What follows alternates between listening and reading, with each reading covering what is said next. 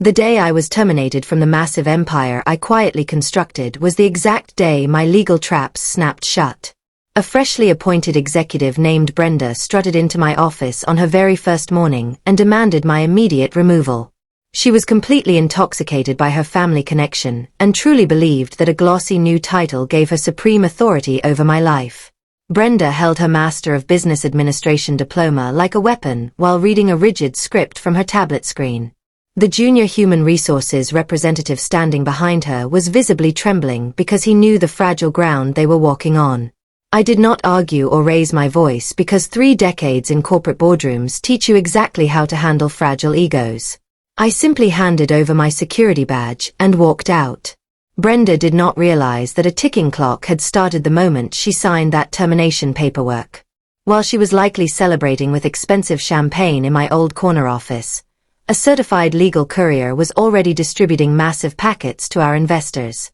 For 20 years, I remained the hidden backbone of this organization while the founding family took the public credit. I chose to receive my compensation in silent company equity rather than temporary cash bonuses.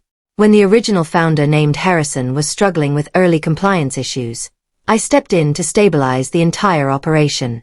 Harrison was a visionary who could not manage basic financial books, so he offered me a vice president title which I flatly refused. I demanded shares instead because it is always better to own the ceiling than to sit under it. By the 8th year, my ownership climbed drastically due to messy divorces and family scandals. Through quiet negotiations and buyout clauses, I eventually secured a staggering 72% majority stake in the entire corporation. Hidden deep within the original shareholder agreement was a specific safety feature known as Clause 17. This rule stated that if any non-equity appointee terminated an executive officer without a formal board vote, all executive powers were immediately suspended. Brenda had unknowingly walked straight into a legal landmine that was buried 17 years ago.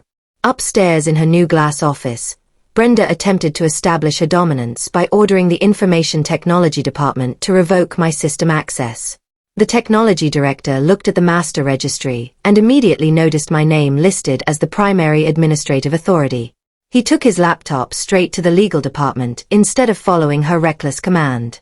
The lawyers told him to leave everything untouched because the entire corporate infrastructure was legally anchored to my digital profile. Brenda sat at her desk trying to compose a boastful social media post about tough leadership decisions, but her digital dashboard suddenly froze. She attempted to approve her own travel expenses, but the system generated a flashing red error message. She tried to broadcast an internal memo to the staff, but her administrative privileges were completely blocked. The corporate systems were not crashing. They were actively rejecting her presence because she possessed no real authority. Miles away at an exclusive country club, Harrison was enjoying a round of golf when his mobile phone rang repeatedly. It was his panicked general counsel demanding his immediate return to the headquarters for an emergency meeting. Harrison rushed back in his golf attire and stormed into a silent conference room where nobody was smiling. The lawyers informed him that his new daughter-in-law had just triggered a catastrophic clause that stripped the family of their control. Harrison turned pale as the legal team explained that the termination of a corporate officer by a non-equity employee was completely illegal. He desperately suggested rescinding the firing, but the lawyers clarified that the automatic clause could not be reversed once filed.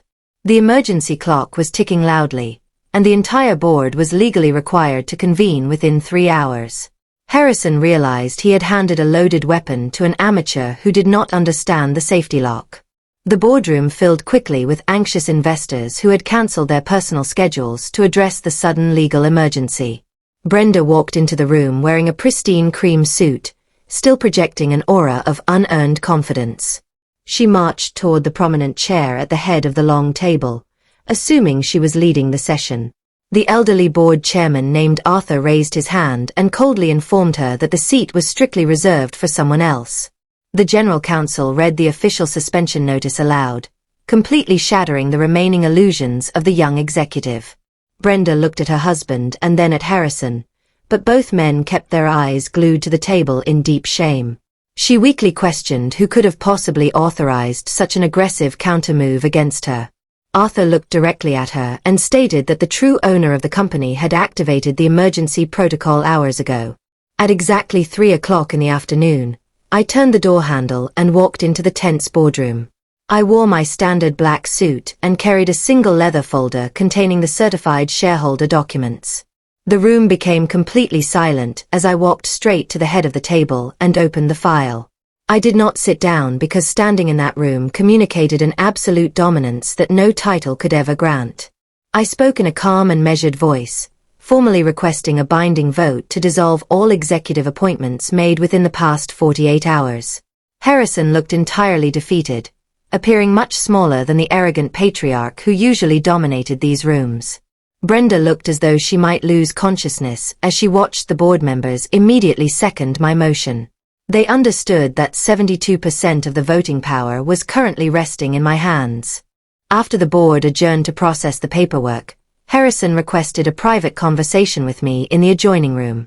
I slid 2 distinct options across the wooden table for him to review without any emotional theatricality. The first option was a complete buyout of my massive shares at 10 times the current market valuation. The second option was a total restructuring of the company where I would officially assume the role of executive chairwoman. Harrison weakly stated that he never intended for the situation to escalate to this extreme level of conflict. I reminded him that he should have carefully read the legally binding documents before allowing his family members to run rampant. He realized that my name was embedded in the very foundations that kept his entire empire legal. I gave him exactly 24 hours to make his final decision before the official transition paperwork became permanent. The following morning, the atmosphere inside the corporate headquarters was completely stripped of its usual pretense and arrogance. Harrison submitted his formal resignation email to the entire staff just minutes before the morning shift began.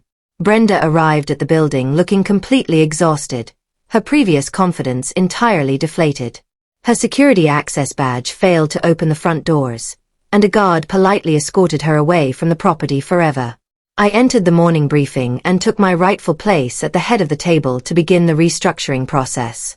We focused on real corporate governance, eliminating the useless ceremonial titles that had almost ruined the operation.